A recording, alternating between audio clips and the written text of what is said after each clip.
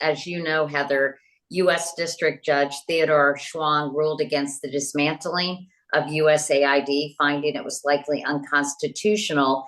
And he based his ruling on the finding that Elon Musk has, quote, acted as a U.S. officer without having been properly appointed to that role by President Trump.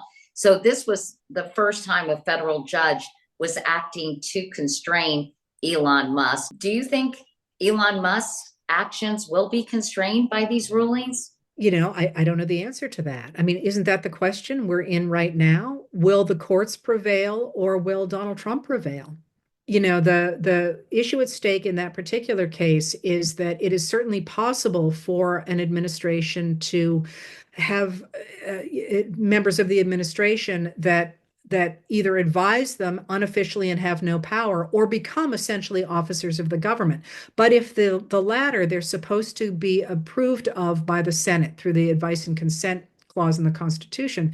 And in this case, Trump simply brought Musk on board and tried repeatedly to deny that he was doing anything, even at the same time he was out in front of the cameras.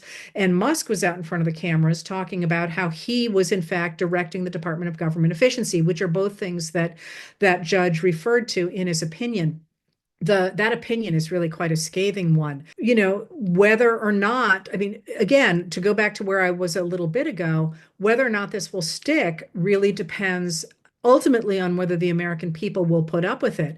But once again, there is a mechanism to deal with this really quite easily that is in our Constitution, and that is impeachment.